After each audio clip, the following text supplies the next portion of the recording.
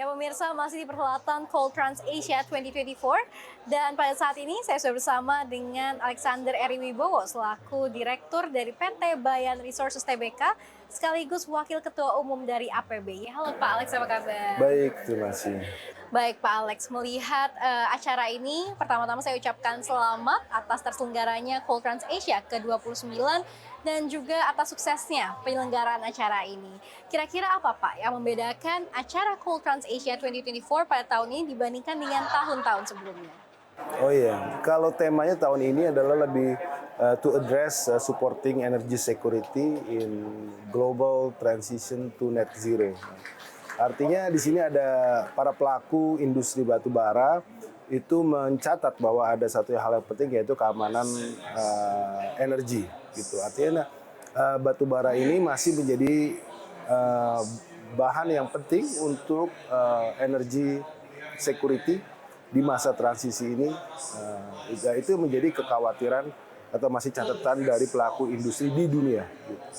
Oke, kemudian apa saja yang ingin ditekankan dan juga pentingnya event Cold Trans pada tahun ini? Iya, jadi perlu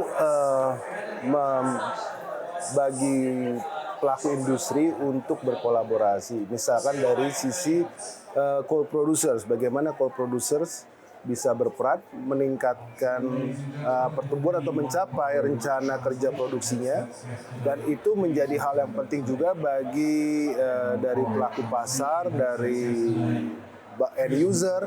Dengan itu mereka bisa merencanakan planning mereka untuk memastikan ketersediaan energi di tengah masa yang penuh tantangan ini secara global. Oke, kemudian ini kan memang mempertemukan para pelaku usaha khususnya di bidang batu bara begitu ya Pak. Ini apakah ada target transaksi yang ingin dicapai dari acara ini? Saya rasa setiap pelaku ini acara tahunan dan mereka juga sudah berinteraksi di dalam industri yang ini juga sudah cukup lama.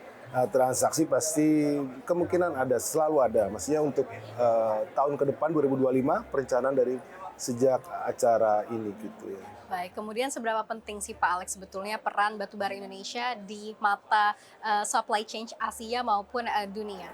Menjadi sangat kritikal karena industri batubara Indonesia menjadi salah satu yang terbesar di dunia. Target produksi nasional di 2024 sudah mencapai 900 juta. Kita berharap target tersebut terpenuhi walaupun tidak mudah karena ada berbagai faktor yang dapat menjadikan berkurangnya target tersebut ya, dari sisi supply chain tadi yang dikemukakan di Cold Trans ini salah satunya faktor penting. Kemudian kedua dari sisi regulasi yang mungkin masih perlu ditingkatkan gitu. Oke, nah peran pemerintah seberapa penting nih Pak dalam mendukung supply chain batu bara di Indonesia? Ya, sangat-sangat penting dalam hal ini karena untuk industri batu bara, kita bicara produksi memiliki rangkaian yang cukup panjang ya. Kalau kita berbicara dari sisi regulasi minimal ada 4 kementerian yang berperan dalam industri batubara: Kementerian SDM, Kementerian Kehutanan dan Lingkungan, Kementerian Perhubungan, dan Kementerian Kehutanan, dan mungkin perdagangan gitu ya. Jadi ada sangat banyak. Nah, itu merupakan menciptakan satu rangkaian bagaimana bisa dari penambangan, pengiriman sampai ekspor. Gitu. Oke, dari hulu ke hilir. Dari hulu dan ke hilir. Ya, tadi betul. Bapak sempat sampaikan regulasi. Kira-kira regulasi apa yang sekiranya dibutuhkan atau apa yang harus direvisi?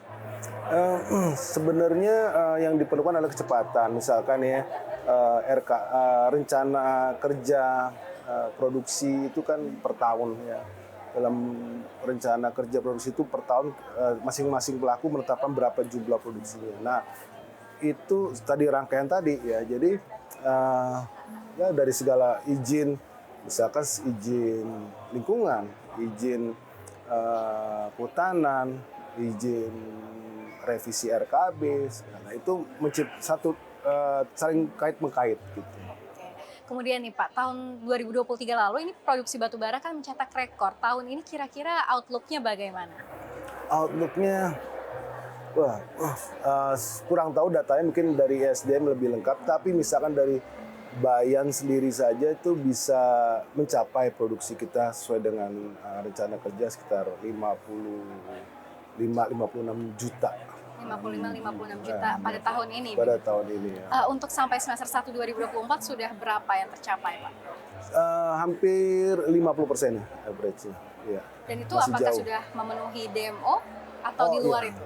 Itu sudah memenuhi demo. Karena demo, pengawasan demo juga ketat, itu satu. Kemudian kedua adalah kebutuhan listrik nasional menjadi sangat penting bagi pertumbuhan ekonomi dan juga bagi industri batu bara sendiri begitu. Baik, kalau dari PT Bayan Resources nih Pak, ini kinerjanya sejauh ini bagaimana sampai semester 1 2024 dan mana saja negara yang menjadi pasar ekspor Bayan?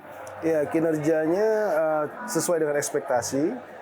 Sasaran negara tujuan kita masih Filipina, Jepang, China, Korea, kemudian India, dan Vietnam, dan Thailand. Di tengah gejolak geopolitik saat ini, apakah ada penurunan permintaan atau masih stabil saja? Penurunan permintaan belum ada, namun penurunan harga ada. Gitu.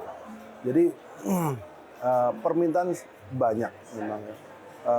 Bahkan saya pikir banyak buyer yang hadir di Coltrans ini untuk mengamankan supply untuk di tahun berikutnya gitu ya.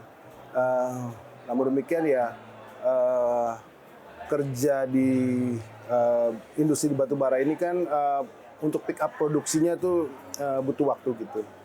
Jadi permintaan itu tetap masih stabil demand-nya. Makanya itu menjadi concern dari masyarakat global bahwa energy security batu bara masih dibutuhkan. Jadi energi security, berarti ketahanan energi ini masih sangat membutuhkan batu bara. Iya, sampai Berarti saat itu ini. salah satu yang ingin ditekankan dalam acara ini ya, karena untuk transisi masih membutuhkan batu bara. Betul sekali. Kemudian soal kendalanya, apa saja sih Pak kendala yang dihadapi oleh pengusaha pertambangan batu bara pada saat ini? Iya, ya kalau selain supply chain itu menjadi faktor penting, misalkan dari ketersediaan atau jangka waktu pemesanan alat berat untuk meningkatkan produksi. Kemudian kedua adalah faktor lingkungan. Ketiga juga adalah tadi faktor regulasi dan kepastian kebijakan ya, terutama regulasi pendukung daripada sektor minerba seperti tadi saya sebutkan itu ya. Salah satunya adalah jadi perlu regulasi yang kalau bisa tuh satu regulasi bisa mengcover semuanya gitu. Jadi akan lebih, karena waktu kerja penambang itu tidak banyak gitu. Dari start 1 Januari dia harus Argo udah berjalan sampai 31 Desember begitu. Jadi dibutuhkan ibaratnya regulasi yang satu pintu begitu ya Pak? Itu akan lebih Dan tentunya ideal. tidak banyak revisi.